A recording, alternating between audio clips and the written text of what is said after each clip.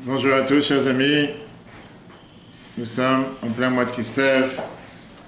Mois intéressant, le mois où on a pas mal de dates importantes. Bientôt Hanouka, si Dieu veut. Avant ça, on aura le 19 Kislev, le jour de la libération du Admor Hazaken, l'auteur de la Chassidut Rabat. Avant ça, le 14 Kislev, le jour du mariage du Rabbi. On a le temps d'en parler tout ça, c'est la semaine prochaine. Cette semaine, si Dieu veut, le 9 Kislev. Le 9 et le 10 Kislev, le jour de la libération du Rabbi Admor Emtsaï, ainsi que le jour de sa naissance, le jour de sa Iloula. Et aujourd'hui, nous sommes dans la Parasha Vayetze. Alors c'est vrai qu'à partir d'aujourd'hui, jusqu'à la fin du Chumash Bereshit, on va parler que d'un personnage essentiel qui est Yaakov, le troisième des trois patriarches. Autant la semaine dernière, on a vécu rapidement avec Yitzhak, et on a parlé longuement dans le cours de jeudi, qu'on peut revoir sur l'application Torah, quelle était la particularité de Yitzhak, que la seule histoire que la Torah la trouva nous raconter sur Yitzhak, c'est qu'il était en train de creuser des puits et de déboucher, on va dire, les puits qui ont été bouchés par les Philistins contre son père Abraham.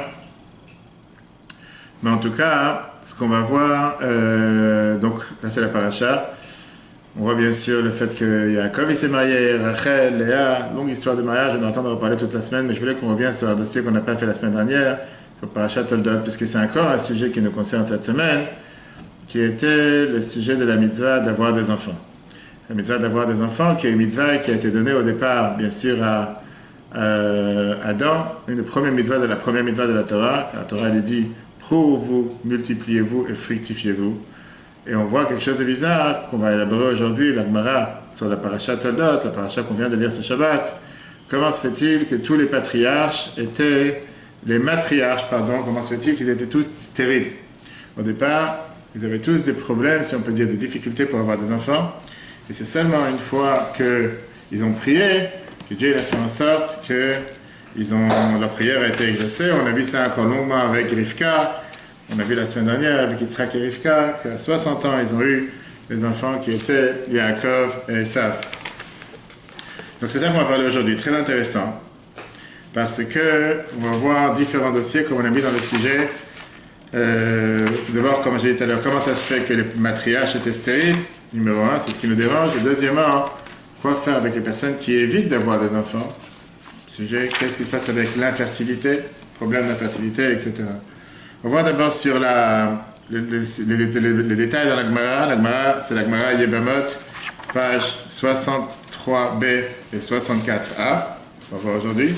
Qui nous parle de tous ces dossiers-là, et aussi 61.1. Pourquoi j'ai dit 63b? Oui, parce qu'il y a plusieurs pages dans la Gemara qui nous parlent. On va voir les différents débats. Mais avant de rentrer dans ces détails, on va d'abord voir quelques halachot intéressantes. Halachot intéressant d'abord, une halakha qui est demandée, qui est très intéressant à élaborer, c'est d'abord pourquoi il faut se marier. Quel est le devoir de se marier? Est-ce que se marier, c'est juste pour avoir des enfants? Il faut bien qu'il y ait beaucoup de gens qui n'ont pas forcément la possibilité d'avoir des enfants. Ça veut dire qu'une personne qui a déjà fait sa vie, est-ce qu'une personne a le droit de rester seule? Est-ce qu'il faut forcément vivre marié? Alors tu dis quoi, on est contre les célibataires? On n'est pas contre les célibataires. Mais quelle est la raison derrière? C'est ce qu'on va voir d'abord. D'abord le Shulchan Aruch, et après on va remonter à la Gemara, et après on verra des très belles histoires qui sont écrites dans la Gemara, Brachot, et dans d'autres Gemarot sur Chizkia et d'autres. D'abord on sait très bien que quand Dieu a créé le monde, Adam et Ève, avant Ève, pardon, quand Dieu a créé le monde, chacun était un père. Mâle, femelle. Pas seulement mâle, femelle, il y avait, comment on appelle ça, lune, il y avait la lune, il y avait le soleil, le jour, la nuit, le ciel, la terre, tout était en paire. Arrive Adam, Adam a été né, Adam quand il a été créé tout seul. Qu'est-ce qu'il a été créé tout seul? Il n'y avait pas de femme avec lui. Et la Torah nous dit comme quoi Dieu lui-même, il a regretté, si on peut dire, ou il s'est dit, la fameuse phrase que la Torah nous dit, L'auteur veillot à Adam levado. C'est pas bien que l'homme il reste tout seul. Et c'est pour ça que Dieu il a dit, je vais lui faire une aide contre lui. Pour lui, contre lui, Rashi explique, c'est la fameuse phrase, si l'homme il est méritant, la femme elle est une aide, s'il n'est pas méritant, elle est l'enfer. Et beaucoup de gens peuvent témoigner que c'est vrai. Je ne parle pas de mon cas, grâce à Dieu, mais beaucoup de gens peuvent se dire que des fois, c'est l'enfer à la maison. Viens le Shulchan Aruch, le Tour Evenaez à Siman 1. C'est-à-dire que Dieu il cherchait le bien de ses créatures. Et Dieu il savait très bien que l'homme, c'est pas bien qu'il reste tout seul. Et c'est pour ça que Dieu il a créé une femme, la femme pour être son aide. Est-ce que ça veut dire que la femme est l'objet de l'homme? Pas du tout. Est-ce que ça veut dire que l'homme En deux mots, la femme n'a pas le droit d'avoir son bonheur, son plaisir, on ne parle pas du tout de ça. On parle du fait que puisque Dieu voulait qu'il y ait une seule manière pour pouvoir maintenir le monde, c'est grâce à la procréation. Et la procréation ne peut pas se faire sans son partenaire. Pour ça, Dieu il a demandé à l'homme qu'il soit ensemble avec un partenaire. Alors oui, j'attends les questions. En 2020, aujourd'hui, les gens peuvent avoir des enfants sans partenaire. On répondra de ça un autre jour. Bien la halakha, Shulchan Aruch, code de loi juif. C'est la raison pour laquelle on doit se marier pour pouvoir se fructifier et multiplier. Parce que tout celui qui ne participe pas à cette mitzvah que Dieu il a fait pour faire maintenir le monde, Keilu Shofer Damim, c'est comme s'il tue des personnes. Si quelqu'un ne veut pas avoir d'enfant, je ne pas dire qu'il ne peut pas, c'est une grande différence, on va voir ça dans la Gemara. Si quelqu'un ne veut pas avoir d'enfant, il fait tout pour ne pas en avoir, c'est comme s'il est en train de tuer des personnes. D'où on le sait. Viens le Shulchan Aruch te dit, Dirtiv, c'est écrit, Shofer Dam à Adam, celui qui verse le sang de l'homme, celui qui tue quelqu'un. Et juste après, Ve'atem vous. Juste après, on a l'ordre dans lequel la Torah dit, vous allez vous multiplier et vous fructifier. Alors, la Torah, le Shulchan Aruch continue. C'est comme si tu diminues l'image de Dieu. Ça rejoint le cours qu'on va voir ce soir, un cours richissime, le troisième cours sur les cadeaux du judaïsme à l'humanité. On va voir comment on est passé d'une époque où il y avait les gladiateurs, où il y avait l'infanticide, l'euthanasie, la sainteté de la vie que le judaïsme a donnée au monde.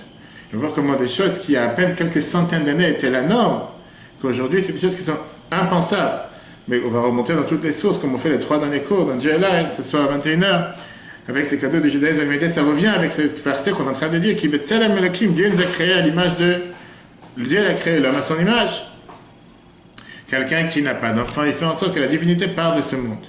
Mais regarde ce que la Torah elle te dit. Sur un autre, elle te dit, tout celui qui n'est pas marié, il est bolotova, sans bonheur, blanc bracha, sans bénédiction, sans résidence, sans Torah, sans muraille et sans paix. En deux mots, la femme amène tout le bonheur à une personne. Rabbi Elazar vient et te dit, Kol Mishaï no Isha et no Adam. Celui qui n'est pas marié, c'est pas un homme. Ça veut dire que c'est un animal? Non. C'est-à-dire que c'est pas quelqu'un qui vit normal. Par contre, quelqu'un qui est marié, ses fautes disparaissent. Ses fautes disparaissent. Je vais prendre le deuxième, si tu veux. Ses fautes disparaissent. Et vient le Shulchan Aruch termine, le prof va rentrer dans la Gemara. Ou mitzvah gdola meot, c'est une énorme mitzvah. Pourquoi? À tel point que tu peux vendre un Sefer Torah seulement pour pouvoir être marié et avoir des enfants. C'est-à-dire quelqu'un qui n'a pas de moyens, pour apprendre la, peut vendre un Sefer Torah seulement pour apprendre la Torah et pour se marier. C'est-à-dire quelqu'un qui a des problèmes et qui n'a pas de moyens pour pouvoir se marier, il peut même vendre un Sefer Torah pour pouvoir se marier. Et pareil, pour apprendre la Torah. Tout ça, c'est ce qu'on vient de voir dans le tour Even HaEzer, Siman 1, qui est dans le Shulchan Aruch. Vient le Beth Yosef sur le tour. Et il te dit plus que ça. Abba Hanan et Dion de Rav Yossi, Chayav Mitas, quelqu'un qui n'a pas d'enfant, il est Chayav Mita, il est passible, coupable de peine de mort. Que Dieu nous en préserve. Qu'est-ce que ça veut dire? On va voir ça dans la Gemara en détail. Il te dit, on sait très bien, la Torah nous raconte ça sur les enfants d'Aaron, Nadav et Avihu, qui sont morts dans le temple. Et la Torah nous dit qu'ils sont morts en disant Ubanim la Yulam. Parce qu'ils n'avaient pas d'enfants, comme si c'est la cause du fait qu'ils sont morts. C'est très bien pourquoi ils sont morts, parce que j'ai amené un sacrifice dans le temple, dans le Saint des Saints, ils n'auraient pas dû faire. Mais qu'est-ce qu'on voit? Que la Torah te fait comme si une corrélation au fait qu'ils sont morts parce qu'ils n'avaient pas d'enfants. Et de là on déduit que Yulam Banim, s'ils auraient eu des enfants, l'homme ne serait pas mort. On va voir tout de suite ce qu'on pas. D'accord? Donc ça c'est dans le Shulchan Aruch. Après on va entrer tout de suite dans la Gemara.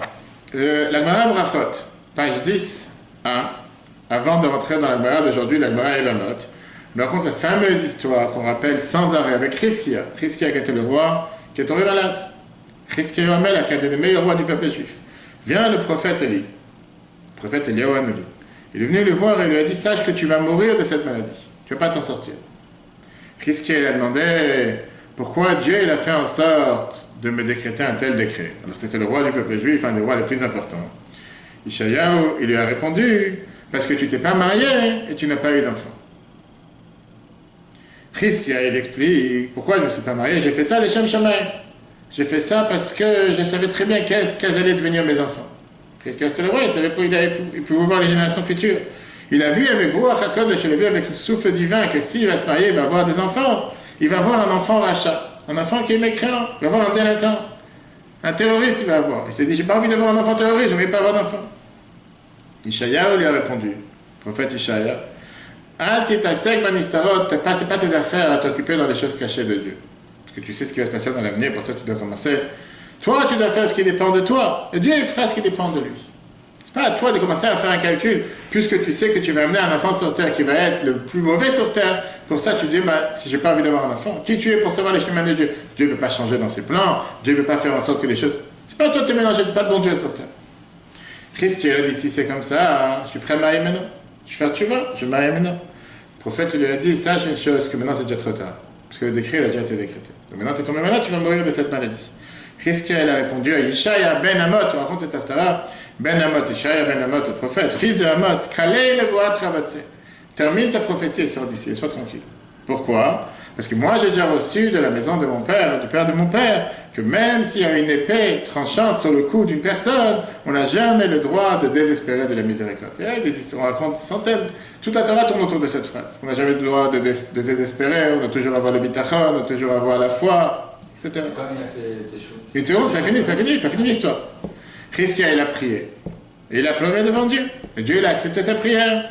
Il a continué à vivre encore 15 ans. Il s'est marié et il a eu des enfants. Son fils Ménaché, c'était vraiment un grand rachat. C'était un voyou. Sauf qu'à travers sa généalogie, a eu la descendance du roi David. C'est la suite. C'est celui qui devait avoir à la base. Oui, exactement. Il savait, il ne s'est pas trompé dans sa vision. Non, c'est exactement ce qu'il dit. Mais après, la suite, ça a été réparé. Maintenant, la Gemara termine en te disant, il n'y avait pas un roi aussi sadique, aussi pieux que Hiskia. À tel point qu'on te dit que dans sa génération, écoute bien, dans sa génération, il n'y avait pas un enfant, un garçon ou une fille, de Dan jusqu'à Beersheva, qui n'était pas professionnel dans toutes les lois les plus compliquées de pureté et impureté. Bref, c'était une époque une des plus belles du peuple juif. Et néanmoins, on voit que la Torah l'a décrété sur lui. Un tel décret, parce qu'il ne s'est pas occupé de la mitzvah, de se fructifier et multiplier. Parce qu'il a dit, c'est pas pour moi, j'en ai pas besoin. Ça, c'est la Gemara. Il y a une autre histoire, et ça, c'est déjà un discours du Rabbi, Likutei Sicha 3, page 987. Le Or HaChaim nous explique, on vient de mentionner sur les enfants d'Aaron. On dit que Nadav et Avihu, ils sont morts parce qu'ils n'ont pas eu d'enfants. La Torah dit qu'ils n'ont pas eu d'enfants. Alors c'est vrai que d'un côté on te dit qu'ils sont morts, pourquoi? Parce qu'ils ont voulu se rapprocher de Dieu à un niveau tellement élevé, de faire ce qu'on appelle seulement aller vers Dieu sans revenir sur terre. Et le but pourquoi Dieu nous a donné la Torah, c'est pour agir sur cette planète. Que la Neshama, elle agit dans un corps, pas séparé du corps. Il y a des gens qui sont telle extase envers Dieu, ils disent non, moi, il faut que je m'envoie vers Dieu, il faut que je rentre dans le Saint des Saints, il faut que je sois totalement spirituel, déconnecté du matériel. Non, c'est parce que Dieu l'attend de toi. C'est une raison pourquoi ils sont partis de ce monde. Alors, lui demande la question, on vient de dire que la raison pourquoi ils sont morts, parce qu'ils n'ont pas eu d'enfants. Donc, c'est quoi exactement? Ils sont morts parce qu'ils n'ont pas eu d'enfants, parce qu'ils n'ont pas voulu se marier, ils n'ont pas voulu avoir d'enfants, ou parce qu'ils sont entrés dans les Saints des Saints, ils ont voulu être en extase avec Dieu, être totalement attachés avec Dieu de manière totalement spirituelle. Vient la chassidoute. Et la mystique juive t'explique, on va fêter ça la semaine prochaine, Shabbat, 19 qui se lève, le dévoilement de la chassidoute, que justement leur problème était de faire ce qu'on appelle un aller sans retour, un aller simple.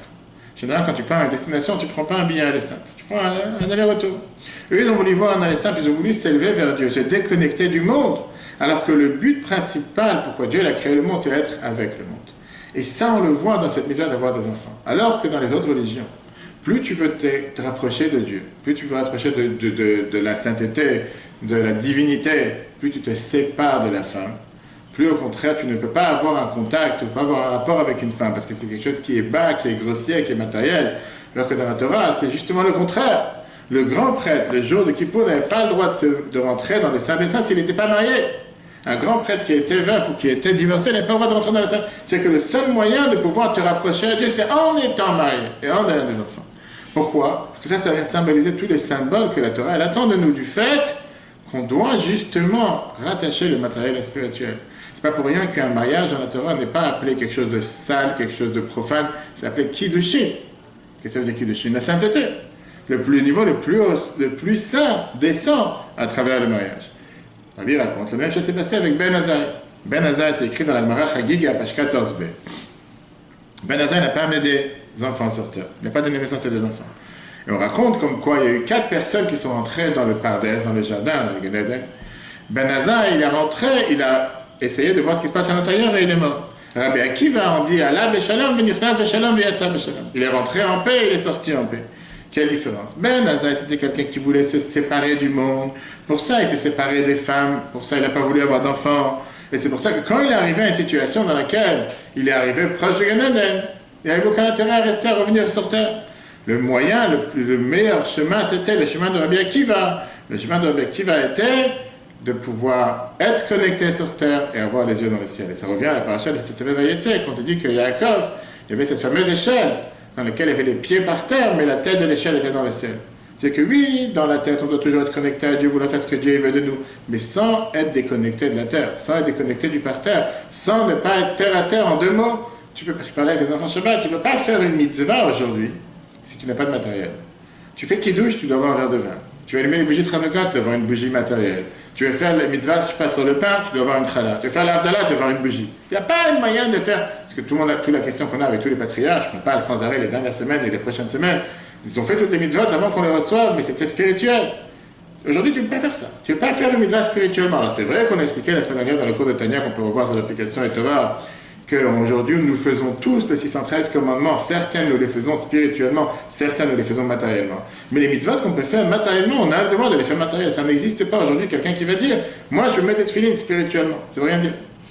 Tu veux mettre des tefilines, ça doit être une paire de tefilines, une peau de vache, de l'encre, un boîtier, quelque chose qui est matériel, pas spirituel.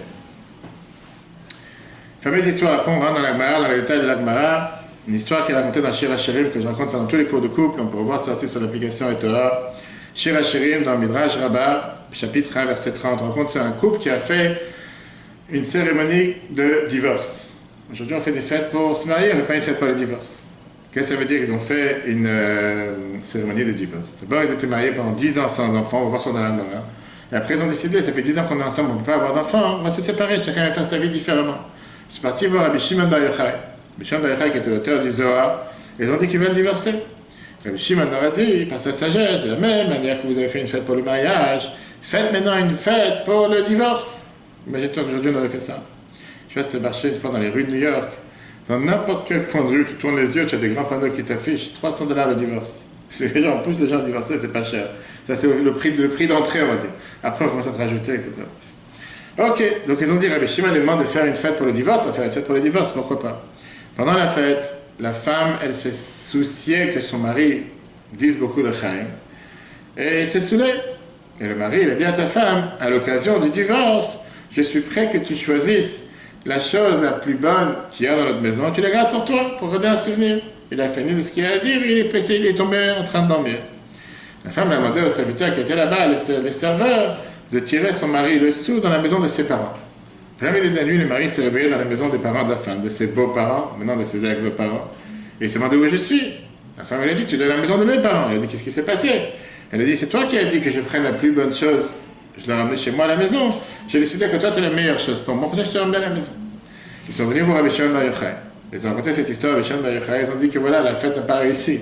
Ils ont fait une fête de divorce pour célébrer le divorce et ils n'ont pas réussi à se divorcer. Rabbi Shimon Bar Yochai, il a prié pour eux et ils ont eu des enfants. Ça, c'est l'histoire qu'on raconte à Shir HaShirim.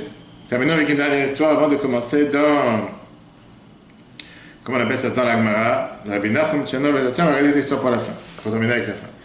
D'abord, regardons maintenant dans le texte. C'est de la Gemara qui est très très riche et qui vient et qui t'explique, comme je l'ai dit tout à l'heure, la Gemara 63b dans Yevamot. Et il y a d'abord la fameuse phrase que Rabbi Assi dit, et que Rabbi répétait ça à plusieurs couples, qui est que Rabbi Assi dit la phrase suivante, que Mashiach viendra seulement une fois que toutes les âmes qui sont dans le trésor des âmes, il y a un trésor, il y a un coffre-fort dans le ciel où il y a toutes les âmes à l'intérieur, une fois que toutes les âmes seront vidées de ce trésor, c'est là que Mashiach va venir. Ça, c'est la base. Viens Rabbi Eliezer a été dit de là, on apprend que tout celui qui n'est pas au sec, le prière qui veut dire qui ne travaille pas de manière intense pour avoir des enfants, c'est comme s'il verse du sang, comme s'il tue quelqu'un, comme on a vu tout à l'heure dans le verset de Bereshit. Chauffeur d'âme à dame, dame d'abord il chauffeur, et juste après on te dit, va t'aimer pour. Viens Rabbi Yaakov, il te dit, c'est comme s'il est en train de diminuer l'image de Dieu sur terre. Et après on explique les différentes explications qu'on a vues tout à l'heure avec Ben Azaï, qu'on vient de parler, etc. Maintenant, la question est la suivante. Comme j'ai dit tout à l'heure, la question qui dérange, c'est la question sur laquelle on va s'arrêter aujourd'hui. Qu'est-ce qui se passe avec celui qui ne peut pas avoir d'enfant? Et c'est surtout la question qui dérange par rapport aux matriarches. Qu'est-ce qu'on fait avec les matriarches qu'eux, ils n'ont pas pu avoir d'enfant? Alors d'abord, la Gemara. Écoute d'abord ce que la Mishnah te dit. Pour ça, je dis c'est important d'avoir toute l'image, parce que beaucoup de gens s'arrêtent à la première phrase. Comment c'est possible? Regarde d'abord ce que la Mishnah te dit, après on verra ce que la Gemara nous enseigne juste à la suite. La Mishnah, dans la page 64.1, te dit la phrase suivante. Quelqu'un qui s'est marié avec une femme et qui voit qu'il ne peut pas avoir d'enfant ensemble. Si il s'est marié avec une femme et il est resté avec elle 10 ans, ils n'ont pas d'enfant. Le Mishnah te dit, tu n'as pas le droit de rester dévasté comme ça, c'est mon destin. Tu dois essayer de tout faire pour. Grâce à Dieu, aujourd'hui, on vit dans un monde où on a tellement de moyens de pouvoir faire en sorte que même des gens qui ont des problèmes de fertilité, avec les filles, avec tellement d'autres moyens, grâce à Dieu, ça a aidé des centaines et des milliers de couples à travers la planète, et c'est pour ça que la Torah te permet de pouvoir utiliser ces moyens dans le cas où quelqu'un en a besoin. Mais alors, dis-moi, la Torah te dit, ne reste pas sur tes acquis en te disant, si je peux pas, c'est pas grave. Non, essaie de tout faire ce que tu peux pour pouvoir avoir. Et donc, Mishnah te dit, ou il divorce et se marie avec quelqu'un d'autre, ou bien il va se marier avec une deuxième femme. À l'époque, c'était encore pas, mais aujourd'hui, on ne parle pas, c'est pas grave. Maintenant, si elle a divorcé, elle peut se marier avec une autre personne, malgré que cette autre personne, ça se peut que lui aussi il a une mise d'avoir des enfants et que ça se peut que le problème il est chez la femme, pas chez l'homme. Il faut te rappeler quand même que le temps de la Mishnah, on n'avait pas tous les moyens de pouvoir détecter tous les moyens médicaux. Aujourd'hui, pour savoir c'est qui a vraiment le plus de difficultés ou pas. Mais je te parle ce que la Mishnah dit, pour voir les détails de la Gemara, comment elle explique. Et la Mishnah elle te dit que la deuxième personne peut rester encore avec cette femme encore 10 ans, pourquoi pas. Très bien. La Mishnah elle te dit, si maintenant, dans des cas précis, comment tu peux dépasser ce cas de 10 ans, cette tranche de 10 ans. Tu dis, d'où est venue l'idée de 10 ans? Je prends un discours que la Bible a parlé ce Shabbat, en 1988. La Bible a parlé de Shluchim, Shabbat 1388. Et la Bible donne qu'aujourd'hui, on va dire le baromètre pour savoir si quelqu'un est réussi ou pas, c'est une tranche de 10 ans, 10, 20 ans, 30 ans. Oui, dans son discours en disant qu'on voit avec les Shluchim, il y a 10, ceux qui sont sortis il y a 10 ans, il y a 20 ans, la réussite qu'ils ont. Tranche de 10, en général, le chiffre 10, c'est un chiffre global. C'est là qu'on peut voir. Je n'ai pas dit que pour la bourse, c'est la même chose avec le bitcoin. Mais les gens aujourd'hui, 10 ans, c'est une certaine tranche. Le Mishnah dit, si la femme elle est tombée enceinte, par exemple, et qu'elle a eu une fausse couche, est-ce que les 10 ans commencent depuis la première année de mariage ou ils commencent après la fausse couche, on a encore une marge de 10 ans? La Mishnah dit, peut continuer encore avec 10 ans. D'accord? Donc, c'est-à-dire, depuis le moment où elle a eu cette fausse couche, elle peut continuer encore avec 10 ans. Ça, c'est la Mishnah. Regarde maintenant ce que nous dit la Gemara. Quand la Gemara, elle te dit, pourquoi la Torah, elle te dit, c'est quoi cette tranche? On te dit que s'il s'est marié avec une femme et qu'il est resté 10 ans, qu'il n'a pas d'enfant, il peut être divorcé. On ne parle pas ici maintenant que c'est un devoir, on va voir entrer dans les détails, que ça c'est une mauvaise conception que les gens ont. Parce que la Torah dit, si la personne a cette misère de pouvoir avoir des enfants et ça se peut que lui il n'a aucun problème, automatiquement il vaut mieux qu'il puisse se marier et s'échanger avec quelqu'un d'autre. Même si on n'a pas de preuve à cette phrase que c'est obligé, la Mishnah elle te dit, d'où on sait 10 ans, parce que dans Bereshit, on a vu ça il y a quelques semaines, si tu te rappelles avec Sarai, dans le chapitre 15, verset 3. Sarai, la femme d'Abraham, elle a pris Agar, qui était sa servante, Miket es Hashanim, au bout de 10 ans, qu'elle était assise avec Abraham dans la terre de Canaan. Donc de là, on a la première idée dans la Gemara dans laquelle la Torah te dit que le fait que Sarai s'est rendu compte qu'elle était déjà 10 ans dans un certain endroit avec Abraham et qu'ils n'ont pas eu d'enfants, elle s'est dit, il est temps d'amener ma servante pour qu'Abraham ait des enfants avec elle. C'est de là la preuve qu'à partir de 10 ans, la personne peut se marier avec une deuxième femme. C'est ce qui s'est passé avec Abraham. Viens la Braïta, elle te demande la suite de la Gemara. Elle te dit, qu'est-ce qu'on apprend d'ici? C'est pas qu'ils étaient ensemble seulement 10 ans. Ils étaient ensemble 10 ans en terre de Canaan, mais ils se sont mariés beaucoup avant. De là, on apprend qu'il y a un nouveau compte qui a commencé, que le fait qu'ils étaient déjà dans un autre pays ensemble, ça ne compte pas pour ce nouveau compte. Maintenant qu'ils sont arrivés en Israël, là, on parle d'un nouveau compte, et de là, on apprend que si, par exemple, pendant la période de 10 ans, comment ça va? Si dans la période des 10 ans, il y avait ce changement, ou bien, par exemple, il y avait un des deux qui était en prison, ou bien il y en a un des deux qui est tombé malade, ou bien un des deux qui ne pouvait pas quoi que ce soit, cette période de 10 ans peut toujours continuer et toujours évoluer. D'où on le voit encore un autre message, on le voit dans la paracha de la semaine dernière, on est en train de parler sur la mitzvah d'avoir des enfants, puisque c'est le fil conducteur des dernières le fil conducteur des dernières parachiotes, on voit ça avec les matriarches, ils avaient tous des difficultés pour avoir des enfants. Qu'est-ce qui se passe? Bien la Gemara nous raconte, on n'a qu'à apprendre ça de Yitzhak. On n'a qu'à apprendre de Yitzhak. Qu'est-ce qui se rappelle? Qu'on a vu ce Shabbat. Combien de temps Yitzhak et Rivka n'ont pas eu d'enfant? Avant de pouvoir avoir un enfant, ils sont mis à prier 20 ans. Tandis qu'ils sont mariés, ils s'est mariés à l'âge de 40 ans. Yitzhak, Rivka, elle avait 3 ans. Mais néanmoins, à quel âge ils ont eu Yaakov et Esav? À 60 ans. Elle avait 3 ans, exactement. Un autre discours. Un autre cours. Alors, tout le monde dit, est-ce que c'était les 3 ans de l'époque, c'était différent de 3 ans d'aujourd'hui? Est-ce que c'était qu'à 3 ans, qu'à l'époque c'était comme à 3 ans? On ne rentre pas dans les détails. Concrètement, lui, il avait 40 ans, 60 ans, ils ont eu Yaakov et Esav, 20 ans qu'ils sont restés ensemble, ils n'avaient pas d'enfants. La Torah nous dit clairement, on a vu ça dans ce Shabbat, Yitzhak, Ben Tishim, Shana, ça veut dire qu'il n'y a aucun problème de rester 20 ans avec une personne s'il ne peut pas avoir d'enfant, pas obligé de se séparer. Là vient Rav Nachman dans la Gemara et te répond que Yitzhak, il savait que le problème était chez lui et pas chez elle. Il savait que c'est lui qui était stérile. Donc c'était pas seulement un problème de Rivka, hein, c'est pas un problème de dématriage, comme on a vu tout à l'heure que tout dématriage avait un problème de stérilité. C'était un problème de Yitzhak. La Gemara te dit, Abraham, tu vois bien que là-bas c'est à l'inverse. Parce que si c'est comme ça, comment tu peux apprendre ça du couple? On a vu tout à l'heure la première preuve avec Abraham et Sarah qu'elle a attendu 10 ans pour faire venir Agar. Tu vois bien qu'une fois que Agar est venue, Abraham a eu un enfant. Le problème, il était chez qui? Il était chez Sarah, il n'était pas chez Abraham. Néanmoins, elle a attendu aussi 10 ans. C'est-à-dire, qu'est-ce qui fait une différence? Si c'est le mari qui est stérile, ou qui a des problèmes de fertilité, ou la femme. La Gemara te répond en te disant, on a besoin du verset de Yitzhak. Pourquoi la Torah te raconte que Yitzhak, il avait 60 ans? C'est pas pour nous dire qu'est-ce qu'il pouvait avoir des enfants ou pas, c'était par rapport au calcul des années d'Ishmaël et Yitzhak. On ne va pas entrer dans les détails, c'est juste des questions sur questions. On va avancer sur le prochain sujet. La Gemara continue en te disant la fameuse phrase, si on a vu dans Rashi la semaine dernière, quand Yitzhak et Rivka, ils ont prié pour avoir des enfants. La Torah nous dit que c'est pas écrit que Yitzhak, il a prié pour sa femme, mais il a prié face à sa femme. La Torah nous dit, de là on apprend que les deux, ils ont prié. Et donc les deux, ils étaient stériles. Et les deux, ils ont prié pour que Dieu les sauve. Et la Gemara te dit que de là on apprend que malgré que les deux ont prié, que Dieu a répondu à leur prière. Pourquoi la Torah te parle seulement de la tefila de Yitzhak? Parce que ça ne ressemble pas la prière d'un tzaddik, fils de tzaddik, à un tzaddik, fils d'un rachat. C'est très bien que le père de Rivka, c'était pas la meilleure personne sur terre. Il a voulu tout faire pour que Rivka ne va pas au mariage. Et c'est pour ça d'ailleurs qu'il a été tué, on a vu ça la semaine dernière. Alors que Yitzhak, il a prié. Très bien. La Gemara, elle s'arrête avec ces débats, elle commence à te poser la question qu'on a demandé au départ. Pourquoi les patriarches, ils étaient tous stériles? Pourquoi? C'est quand même une question bizarre. Pourquoi on voit que soit Abraham et Sarah, soit Yitzhak et Rivka, soit l'histoire de Rachel, soit Léa au départ, on voit chacun avec ses patriarches, à chaque fois qu'il y a un problème pour avoir des enfants, et que oui, en fin de compte, ils ont tous eu des enfants. Mais pourquoi Dieu ne pouvait pas faire en sorte que tous les patriarches aient des enfants normalement, comme nous on considère que c'est normal, depuis le départ, quelqu'un se marie, il n'y a aucun problème pour avoir des enfants. Viens la Gemara te répond la phrase suivante, en te disant, Mipnei Shakadosh Baruch Hu, Dieu cherchait à faire en sorte que les tzadikim prient pour avoir des enfants. Donc Dieu voulait que ce ne soit pas quelque chose d'acquis. Pas quelque chose d'indu, quand on se marie, tout d'un coup on a un enfant.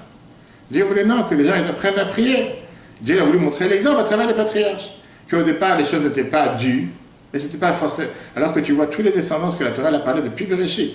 Tu racontes chaque descendance qu'il a eu des enfants, et qu'ils ont eu des autres enfants, des petits-enfants. On va parler plus tard de la descendance de Esav. Juste les patriarches, je crois qu'ils ont un problème. Parce que Dieu voulait avoir la prière des tzadikim. Viens la morale continue en te disant, Amar Yitzhak, pourquoi Dieu il attend qu'une prière des tzadikim particulière? Pourquoi pas une prière de n'importe quelle personne? Pourquoi juste les patriarches devaient prier et pas les autres? Parce qu'il dit que les patriarches, les tzadikim, ont la possibilité et la force de transformer ce qu'on appelle la colère de Dieu en mérite. C'est là qu'on apprend qu'un tzadik, il a le pouvoir d'inverser un décret que Dieu a pu décréter.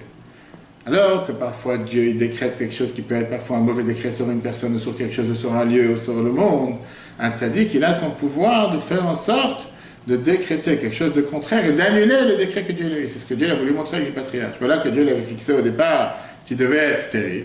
Et grâce à leur prière, ils ont réussi à changer ce mauvais décret, à faire en sorte qu'ils puissent être fertiles et qu'ils ont eu des enfants. D'accord? Abraham continue en te disant les différentes âges, les différents débats entre si c'était 10 ans par rapport à Abraham, si c'était 20 ans par rapport à Yitzhak. Et la morale continue en te disant dans la page 61, mais là on revient en arrière, quel est le devoir? Combien de temps quelqu'un doit avoir des enfants? Combien d'enfants quelqu'un doit avoir? Est-ce qu'il y a une limite? Est-ce qu'il y a un nombre? Parce que tu te rappelles, on avait vu ça dans notre cours il n'y a pas longtemps. Pour revoir ça sur l'application et Torah, quel est le nombre idéal d'enfants avoir d'après la Torah? Tu vas me dire, bien sûr, il y a ce qu'on veut et il y a ce qu'on peut. On ne va pas dans les détails de problèmes médicaux, on ne va pas dans les détails quand il y a des difficultés pour un couple, difficultés pour une femme, ça c'est pas le débat. Mais regardons ce que la Gemara nous dit. La Mishnah, dans la page 61b, puisque ces différentes pages nous parlent de tout ce qui est quand est-ce qu'on doit avoir un enfant. La Mishnah te dit la phrase suivante. Là, une seconde ici. La Mishnah te dit qu'une personne, puisque la Torah, la première mesure qu'elle te donne, c'est d'avoir des enfants, quelqu'un ne peut pas éviter ou ne peut pas tout faire pour ne pas avoir d'enfants, seulement s'il a déjà des enfants. Vient le débat, comme d'habitude, entre Beth Shammai et Beth Hillel, combien d'enfants tu dois avoir? Beth Shammai te dit que le minimum, c'est 2 garçons. Comme si tu vas choisir des carottes ou des tomates pour laisser à l'épicerie. Et Beth Hillel vient et te dit un garçon et une fille. D'où on sait que c'est un garçon et une fille, parce que quand Dieu il a créé l'homme, la Torah nous dit Zachar, on est que Abraham, il les a créés mâle et femelle. Donc ça c'est minimum ce qu'un couple doit avoir. En d'autres mots, si quelqu'un il a 5 garçons, il n'a pas de filles, pour Beth Hillel, il n'a pas encore fait la misère d'avoir des enfants. Pour Beth Shammai, si quelqu'un il a 5 filles, il n'a pas de garçons, il n'a pas fait la misère pour avoir des enfants. Ok, on retrouve maintenant dans les détails dans la Gemara. Faire la Gemara, elle commence à rentrer dans les détails. Si quelqu'un il a déjà des enfants, peut-être qu'il peut ne plus accomplir cette mitzvah de se fructifier, se multiplier, mais il n'a pas le droit de rester sans femme. Pourquoi il n'a pas le droit de rester sans femme? La Torah elle te déduit. Parce que la Torah elle a dit l'autor veillot à Adam levado. Première chose, quand Dieu il a créé la femme, il a dit à l'homme, c'est pas bien que l'homme il soit tout seul. Et tu vois bien, et ça qu'on rentre dans les détails, qui c'est qui doit se marier? Est-ce que la mitzvah est sur l'homme? Est-ce que la mitzvah est sur la femme? Qui c'est qui doit avoir des enfants? Est-ce que la mitzvah est sur l'homme? Est-ce que la mitzvah est sur la femme? Je ne sais pas si tu dois attendre de voir tous les débats intéressants. Mais l'idée d'après la Torah c'est quoi? C'est que le problème dans l'histoire c'est l'homme, c'est pas la femme. Et ça rejoint le même problème qu'on parle à chaque fois avec la mechitza, la séparation dans la synagogue pour la prière, que beaucoup de gens pensent que c'est un point pour rabaisser les femmes, alors que c'est tout à fait le contraire. C'est contre les hommes et pas contre les femmes. La Torah considère qu'une femme qui vient prier, en général, elle est consacrée à la prière, elle ne pense pas à autre chose. Alors qu'un homme, quand il vient prier, c'est une femme à côté de lui, elle pense aux femmes plus que quand pense à la prière. Donc ce n'est pas quelque chose qui est pour rabaisser les femmes, au contraire, c'est pour montrer que les hommes ont cette faiblesse que les femmes n'ont pas. Exactement la même chose ici. Il faut bien que la Torah elle te dit, c'est pas bien que l'homme ne reste pas tout seul. La Torah ne dit pas, c'est pas bien que la femme ne reste pas tout seul. Pourquoi? Parce que la Torah sait que l'homme, il a une certaine faiblesse que la femme n'a pas. Viens, Agmara, elle commence à débattre. Qu'est-ce que ça veut dire que c'est pas bien que l'homme, il reste tout seul? La Gemara te dit d'abord, on vient de débattre que quoi? La Mishnah te dit que s'il a des enfants, il n'a pas besoin de continuer dans cette misère d'avoir des enfants, mais il ne peut pas rester tout seul. Mais s'il a déjà des enfants, l'idéal, il peut se dire, c'est j'ai déjà un enfant, pourquoi rester avec une femme? J'ai accompli mon devoir, j'ai fait la première misère de la Torah, je me suis marié, j'ai des enfants. Et malheureusement, on voit aujourd'hui c'est aussi à la mode que beaucoup de gens, après qu'ils sont mariés, ils ont eu 1, 2 ou 3 enfants, ils jettent l'éponge, comme on dit, si ça ne m'intéresse plus de vivre en couple, je refais ma vie, trop de casse-tête, trop d'ennuis, je préfère vivre tout seul, et ça. Tellement d'ennuis, aujourd'hui on voit tellement de femmes qui se retrouvent avec un enfant, 2, 3, 2 fois plus, tout d'un coup devenir divorcées parce que monsieur a décidé qu'il veut partir ailleurs, il n'est pas intéressé à avoir un lieu de couple. D'ailleurs, la Gemara nous dit que le débat ici, c'est un débat qu'on a avec Rav Nachman bar Shmuel. Rav Nachman bar Shmuel, la Gemara te répond en te disant que Rav Nachman te dit, si quelqu'un n'a pas d'enfant, alors il doit se marier avec une femme pour pouvoir avoir des enfants. Ça ne veut pas dire que le but du mariage c'est seulement pour avoir des enfants. Là on parle maintenant par rapport à la misère d'avoir des enfants. Si maintenant il a déjà des enfants, il n'est pas obligé de se marier avec une femme pour avoir avec elle des enfants. De moi, il peut très bien se marier avec une femme qui ne peut plus avoir d'enfants, qui est redéposée ou qui n'a pas la possibilité d'avoir des enfants, puisqu'il a déjà fait sa mitzvah qu'il devrait faire. Quelle est la différence? On a peut-être, je ne sais pas si tu te rappelles tout à l'heure, on a vu que dans la Lacha, c'est écrit qu'on peut même vendre un Sefer Torah pour pouvoir avoir des enfants. Aujourd'hui, on sait combien ça coûte les frais de FIV et les frais de tout ce qui sont les soins de fertilité, de fécondité. C'est des fois des soins, des frais astronomiques. À tel point que la Mishnah te dit que si quelqu'un, malheureusement, il n'a pas d'argent, mais il a quelque chose à vendre et que ça amène à Sefer Torah, il peut même le vendre pour pouvoir accomplir cette mitzvah. Viens, la Gemara commence à débattre. D'où Beth Shammai a sorti cette idée de 2 garçons? C'est comme ça qu'il a décidé, il faut 2 garçons, que c'était un macho, qu'est-ce qu'il veut? 2 garçons, pas de filles. On n'est pas en Chine ou en Inde, ça, on en a parlé dans le cours de ce soir. Beth Shammai vient te dire d'où il a pris 2 garçons, il a pris ça de Moshe. Moshe Rabbeinu dans la Torah nous dit, dans les Divrei Hayamim, que Moshe, les enfants qu'il avait, c'était Gershom et Eliezer. Et après, on sait très bien qu'il s'est séparé de sa femme. Maintenant, de là, j'apprends que pour pouvoir avoir la mitzvah de fructifiez-vous et multipliez-vous, c'est 2 garçons, comme Moshe. Beth Hillel, lui, il a appris l'idée qu'il faut un garçon et une fille. Il dit, parce que quand Dieu a créé l'humain, il a dit qu'il a créé mâle et femelle. Il n'a pas créé 2 mâles ou 2 femelles, il a créé un mâle et une femelle. De là, j'apprends que c'est un mâle et une femelle. Alors, la Gemara te dit, pourquoi Beth Shammai, qu'est-ce qu'il fait avec la preuve de Beth Hillel? Beth Hillel, qu'il apprend ça, de comment Dieu a créé le monde. Beth Shammai, tu vois bien que ça, c'est comme la logique. Dieu a créé mâle et femelle. Mâle et femelle. La Gemara te dit que Beth Shammai te répond que lui, il n'est pas intéressé à apprendre de cette manière-là, parce qu'il te dit que si jamais Chava n'aurait pas été créé, Dieu n'aurait pas créé Chava, peu importe pour quelle raison, à ce moment-là, il y aurait une autre personne qui aurait été créée pour l'homme. Dieu a dit, c'est pas bien que l'homme soit tout seul. Dieu n'a pas décidé de créer un deuxième homme. Dieu a décidé de créer une femme. Ça n'aurait pas été Chava, ça aurait été quelqu'un d'autre. C'est-à-dire que Dieu, dans la conception du monde, il voulait que pour qu'il y ait une continuité dans le monde, il faut qu'il y ait un homme et une femme ensemble. Alors, tu demandes la question mariage pour tous. On parle de la Gemara, on parle de la Torah. C'est pas d'après notre optique comme ça veut dire que la Torah, elle te dit que pour pouvoir avoir la continuité de l'espèce humaine, il fallait qu'il y ait un homme, il fallait qu'il y ait une femelle. Dans notre cas, si quelqu'un il a 2 garçons, d'après Beth Shammai, Il y a beaucoup de filles sur terre qui pourront se marier avec lui. Et Moshe m'a dit, je ne suis pas obligé de déduire de ce qui s'est passé avec Adam et Ève. Moi, je peux déduire de Moshe, ça me suffit largement. Beth Hillel, on demande la question inverse. Pourquoi tu ne te dis pas de Moshe? Le fait que Moshe a eu 2 garçons, peut-être de là-bas, je peux apprendre que la mitzvah, c'est 2 garçons, pas forcément un garçon et une fille. Bien, Beth Hillel te dit que Moshe s'est séparé de sa femme. Pourquoi? Quelle est l'histoire? Parce que Dieu lui a demandé d'aller sauver le peuple juif. C'est pas qu'il a fait par choix. On va dire non plus par force. Il avait une mission que Dieu lui a donnée, c'est pour ça qu'il s'est séparé. Tu ne peux pas déduire d'un cas précis avec Moshe. Tu dis voilà, il a eu 2 garçons et s'est séparé de sa femme. Non. Il l'a fait parce qu'il avait une mission que Dieu lui a donnée. Parce qu'après, il y avait l'histoire de sauver les Juifs d'Égypte, il y avait l'histoire du Vaudor, il y avait l'histoire du Table de la Loi, tout le parcours que Moshe il a eu. La morale vient et continue après, puisqu'on a parlé maintenant de ce qui se passe avec les différents choix, quoi et comment.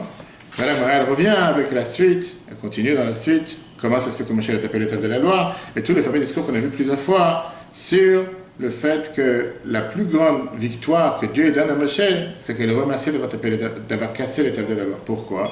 Parce que les tables de la loi pour le peuple juif, ça aurait été le mariage. Moshe ne voulait pas que les peuples juifs se sentent mariés à Dieu pour pouvoir éventuellement se séparer de Dieu, faire un divorce. Donc il a décidé, il vaut mieux pas leur donner les tables de la loi, comme ça ils ne sont pas mariés, comme ça ils n'ont pas besoin de faire un acte de divorce. Et avec ça, c'est terminé cette guimara. Terminons avec une histoire intéressante. Une histoire de Rav Nachum Chanov qui voyageait de ville en ville. Il avait toujours l'habitude d'être dans la maison d'un de ses élèves. Une fois, il est arrivé dans une ville, il a fait savoir à son élève qu'il ne pourra pas être invité chez lui cette fois-ci et qu'il ne veut même pas le rencontrer jusqu'à ce qu'il lui donne 2000 roubles. À l'époque, 2000 roubles, c'était une grosse somme que toute la richesse de cette personne n'avait même pas la moitié de cette somme. Il était très triste. Comment ça se fait que Rav Nachum Chanov, ce grand tzaddik, il ne veut pas me rencontrer? Il a prié à Dieu, que Dieu fasse en sorte qu'il puisse avoir cette somme. Et voici qu'arrive un groupe de soldats dans le village. Et ils cherchaient une auberge. Ils ont décidé de rentrer juste dans sa maison, en disant voilà, s'il y a des lits à dormir, on peut dormir à la maison. Ils avaient un grand trésor avec eux, ils l'ont gardé, ils faisaient attention que ce trésor ne disparaisse pas. Ils sont partis de la ville, ils ont oublié le trésor dans la maison de ce soldat. Dès qu'ils se sont rappelés qu'ils ont oublié le trésor, ils ne savaient pas dans quelle maison ils ont dormi dans la ville, parce qu'il y avait plusieurs maisons certainement qui se ressemblaient. C'est pas comme aujourd'hui, tu avais des adresses, des numéros, etc. Ils ne savaient pas où ils étaient. Ils sont cherchés dans plusieurs maisons, ils n'ont pas trouvé. Et peu importe pourquoi, ils ne sont pas rentrés dans cette maison où se trouvait le trésor. Ils ne sont pas trouvés, il n'y avait pas de tampon dessus, c'était pas écrit le nom, l'adresse. Ils sont partis. Une fois qu'ils sont partis, l'élève il a ouvert le trésor et il voit que dedans à l'intérieur il y a exactement 2000 roubles. Et qu'est-ce qui se passe? Il est parti voir le tzaddik, Rav Nachum Chanov, avec l'argent. Rav Nachum il a dit la phrase suivante: du ciel, on voulait te donner de la richesse. Le problème était que tu ne l'as pas demandé.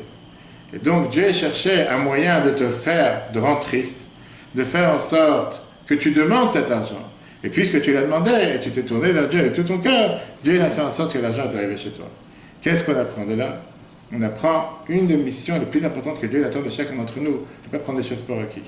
Combien de fois quand les choses arrivent de manière facile, c'est tout à fait normal. Je suis marié, j'ai un enfant, j'ai un deuxième enfant, tout va bien, la vie est belle, elle avance.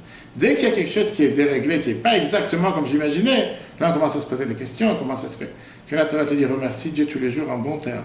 N'attends pas qu'il y ait une situation difficile, n'attends pas qu'il y ait une maladie, n'attends pas qu'il y ait quelque chose qui ne va pas comme il faut pour se tourner vers Dieu, pour qu'il te donne ce qu'il t'avait destiné à te donner depuis le départ.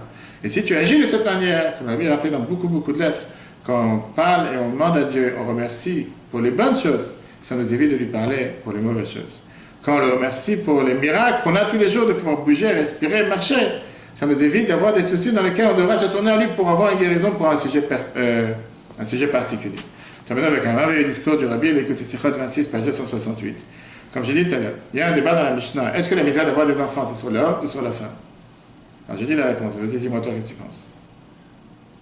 Cette première mitzvah que Dieu donne à la Torah, sur la femme, qu'est-ce que tu dis? J'ai dit sur l'homme. Ouais, c'est normal, c'est un dit l'autre sur le contraire. Pourquoi?